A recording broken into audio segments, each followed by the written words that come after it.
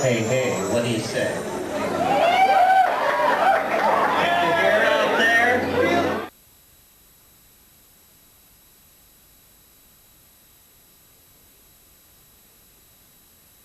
There is a very important part of life which has been ignored by science, and because this is a scientific society we're locked inside of, we've gotten a distorted view of it, and that is there's a quality to reality that everybody can feel, everybody experiences, we all know it, and yet we get no reinforcement for its existence from the models that our culture venerates.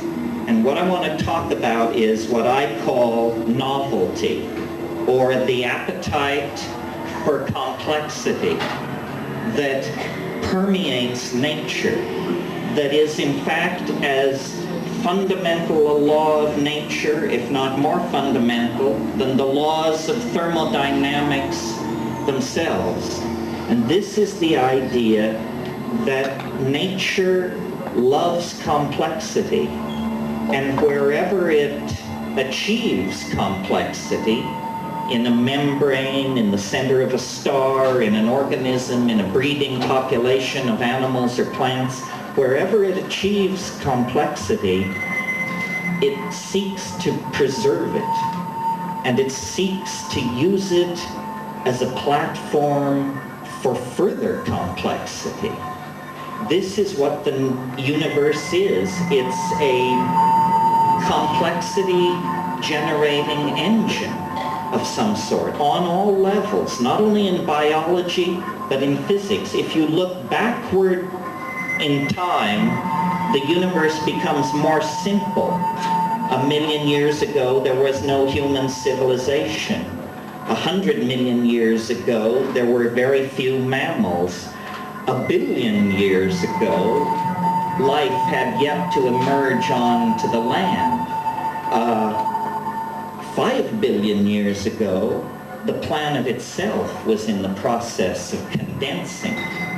If you go back to the domain of the Big Bang, you find a world, a universe of pure electron plasmas, not even atomic systems, still less molecular systems. All that lies in the future.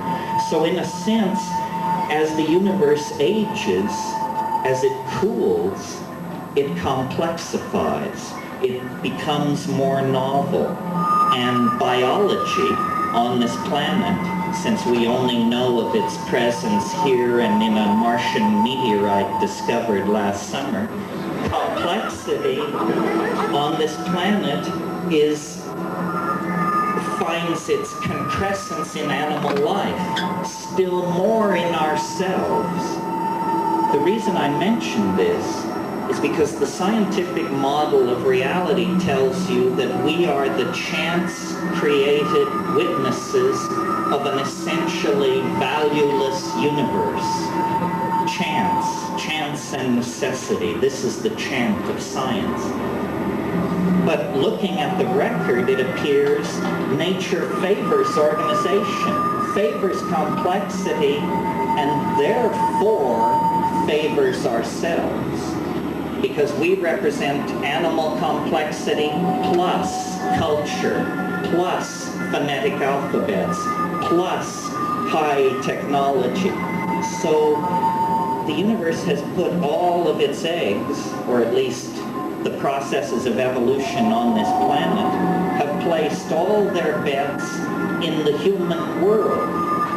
This raises the stakes, makes the situation far less existential, and makes what we do with our human freedom a matter of great import.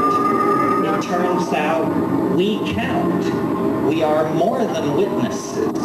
We are more than victims. We are, in fact, co-creators of this universal tendency to complexification.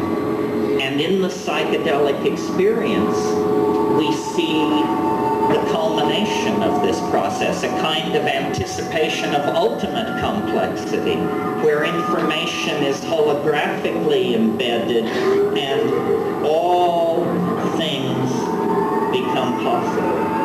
All things are now possible in the human world.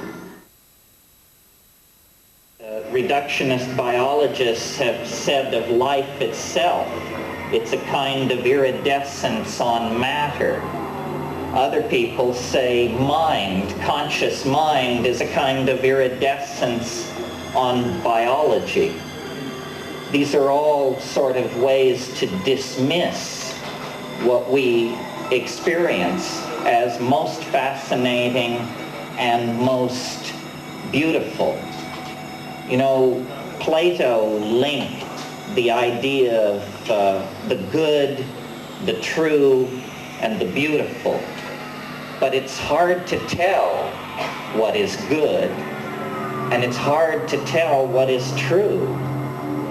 But it's not hard to tell what is beautiful.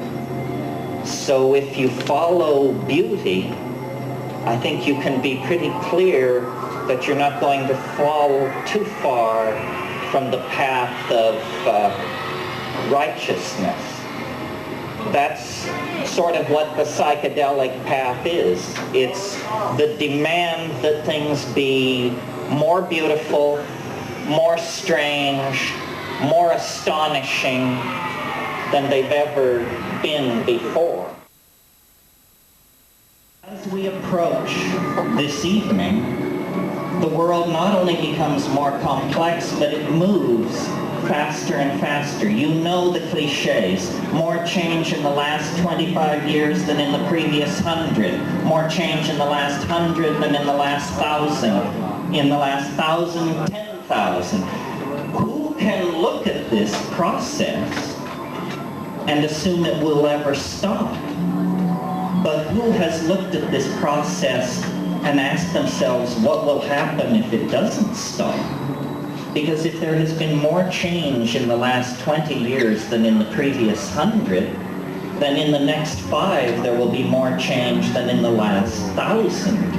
And eventually you get to the notion of a universe that undergoes half of its evolutionary unfolding in the last hour and 35 minutes of its existence. This is, in fact, the kind of universe we are living in. What we have been told is that a process is pushed from behind by causal necessity, like a row of falling dominoes. Cause precedes effect. This is half the story. Half of what you see going on is simply the unfolding of causal necessity. But at a deeper level, the future is not simply empty space-time into which we are expanding. The future is pulling us toward itself. There is what I call the transcendental object at the end of time, or the eschaton, which means the last thing. The last thing is like an enormous attractor, which is pulling first biology, and then human history, and then the 20th century and all of our lives embedded in it, pulling us deeper and deeper into a relationship of self-reflection with it.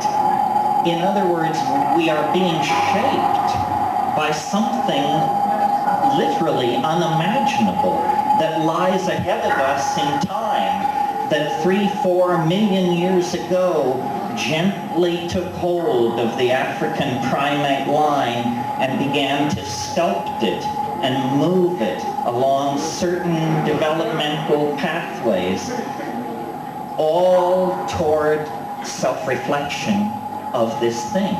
And now we are cosmic moments away from encountering this thing.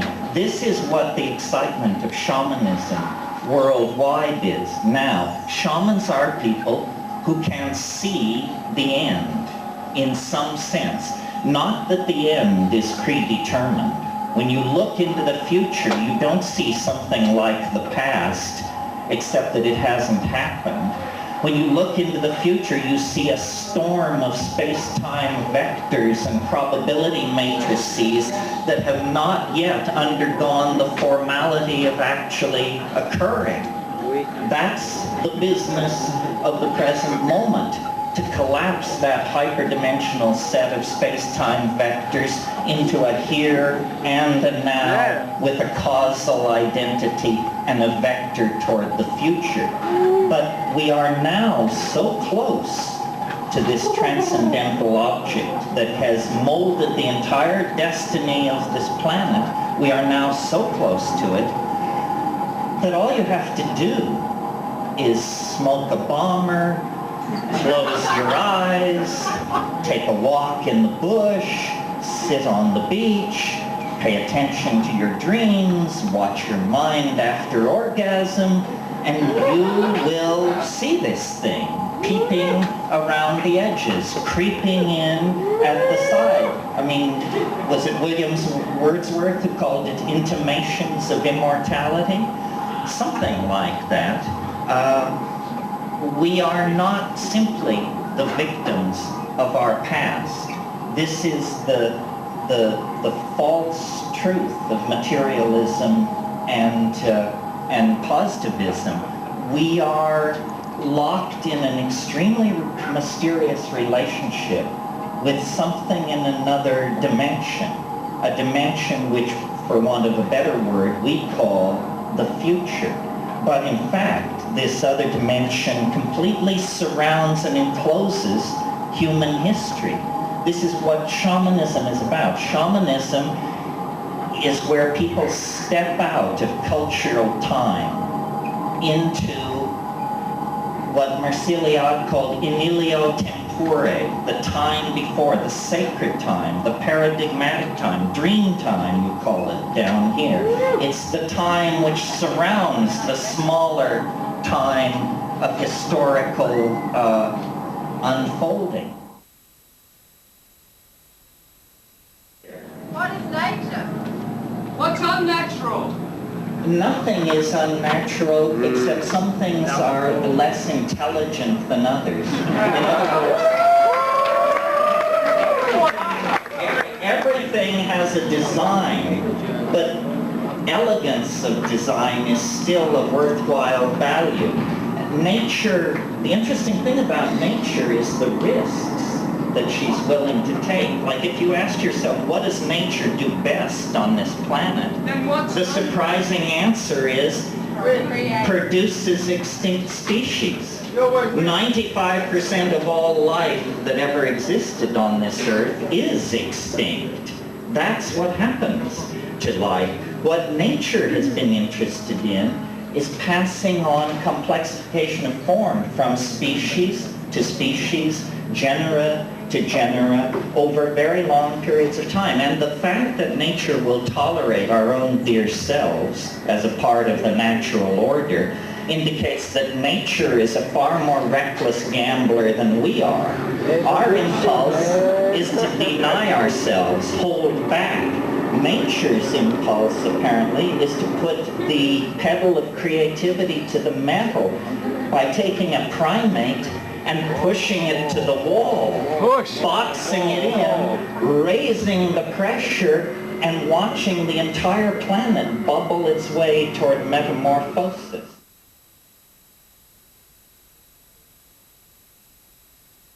The whole point of psychedelics is to throw you back on your own experience. It is not an ideology.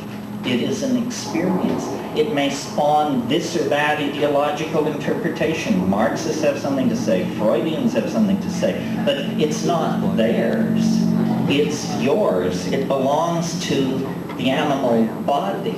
And why it's so important, is because it is a pipeline back to the greater order of nature, which I call the Gaian mind. It is the pipeline back toward a dynamic, a way of doing things that is profoundly natural, profoundly appropriate. This is why it was possible for human beings to live on this planet for 100,000, 200,000 years, possessing language, theater, humor, so forth and so on, everything we have, but not fucking up. Because they were embedded in, communicating with, aware of, and able to receive instruction from the Gaian intentionality.